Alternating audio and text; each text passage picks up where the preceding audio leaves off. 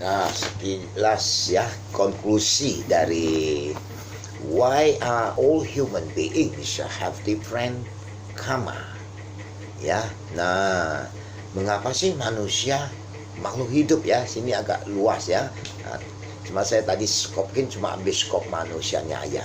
Ya, punya istilahnya karma, tindakan perbuatan ya berbeda. Nah, ini Zen Master yaitu Thich Nhat Hanh ya.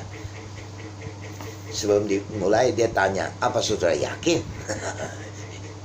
Ayo, cerdas banget. Ya. Jadi saya pun tak bisa jelasin, saya bisa hanya mengutip-ngutip ya.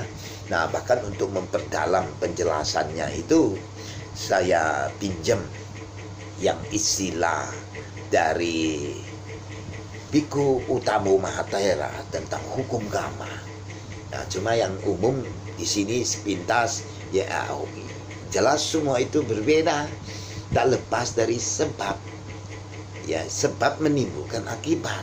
Jadi hukum sebab akibat sering saya bercanda kan, mengerti dhamma adalah yang mengerti hukum sebab akibat yang saling bergantungan. Jadi kalau saya sering bilang tanam singkong tumbuh singkong itu biar gampang. Sebenarnya ada yin yang ko ya. Ingko itu cuma untuk easy to explain ya, gampang untuk jelasin. Misalnya lah, kan satu faktor belum tentu. Lihat orang gebukin orang ini pasti ini karmanya.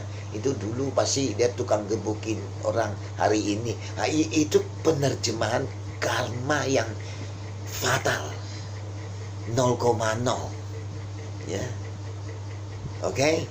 Nah, maksud saya bukan jadi satu akibat lah katakan. Belum tentu sebabnya pasti dia begitu. Bisa aja dia nggak hati-hati. Udah tahu dia tukang pukul gitu, nantangin ya digebukin, syukurin ya kan. Nah, bisa aja saya tanam singkong. Belum saya balik badan udah sama si Fang dicabutin. Bawa pulang ke Kuala Namu, gimana? Ayo. Nah, jadi singkatnya orang yang mengerti dhamma, ya bahasa simpel lah ya tuh. Ya, orang yang mengerti, memahami hukum sebab akibat yang saling bergantungan. Kayak jual baju ya, dikait sono kait sini. Kalau cuma kaitan doang baju nggak ada gantungan, nggak bisa, nggak gantungan, nggak ada kaitan lagi, nggak bisa. Nah, semuanya udah oke, nggak ada gedung. Bahasa kuyup gimana mau dijual bajunya, iya kan? Nah, jadi saya pinjam istilah. Jadi karma itu kan perbuatan. Ya, ringkasnya ada positif, ada negatif. Yang positif pasti timbul positif, negatif berakibat negatif, ya kan? Nah, suatu perbuatan itu masuk kategori karma. Kalau ada niat, nggak ada niat nggak apa-apa.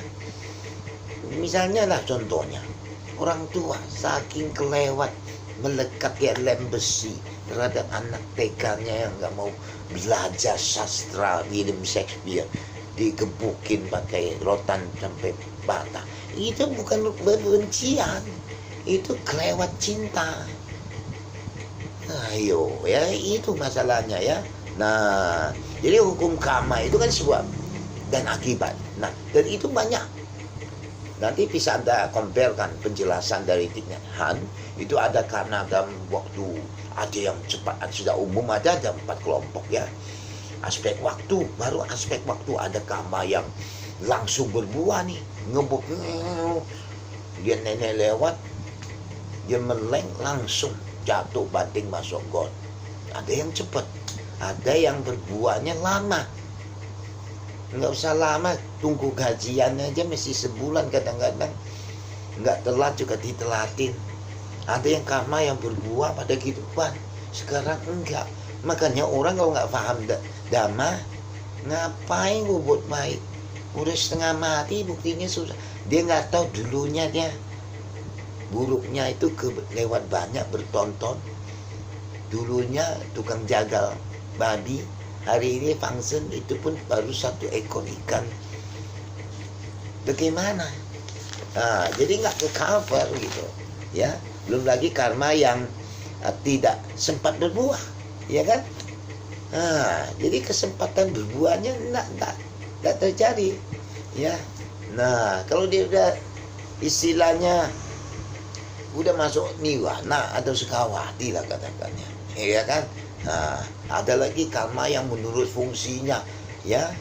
Ada fungsi melahirkan, ada fungsi yang mendukung, fungsi mengurangi, fungsi yang memotong, ya. Bahkan ada lagi karma yang menurut bobotnya. Ada bobot karma yang super berat. Seorang tuanya digebukin pulang balik, ya. Padahal tadi Teknik Tanah udah bilang diri kita itu nggak lepas dari orang tua. Kita membunuh diri sama aja kita bunuh orang tua kita, belum lagi teman kita, pacar baru kita, begitu berkait-kait, ya. Nah, ada yang karma bobotnya yang super berat, super buruk, ya, macam-macam. Nah, ada karma yang berkesannya munculnya saat kematian. Itu orang mau mati itu mungkin menjelang katakanlah sebulan apa sudah mulai ada tanda-tanda, sering kan, coba aja observasi, ya. Mau lepasinnya mau agama apa kayak coba aja. Nah, kalau di dalam proses kematian tidak ada, nah, nanti ada bobot mana yang diambil, begitu banyak, ya. Nah, jadi secara ringkas saya mau sampaikan karma itu ada menurut waktu, ada menurut istilah fungsinya, menurut bobotnya juga. Jadi kalau bicara keseluruhan, ya, satu karma itu yang dimiliki seseorang dapat dia dipengaruhi, apa istilahnya, dimengerti sebagai 12 jenis karma yang saling berkaitan, ya. Jadi jangan lihat si A perkosa B itu, wah ini pasti A dulunya pernah perkosa nenek orang. Belum tentu. Kalau neneknya yang sengaja mancing-mancing, ya nenek kota besar itu lipstiknya aja lebih tebal dari ban lipstik, gimana? Iya, oke, thank you.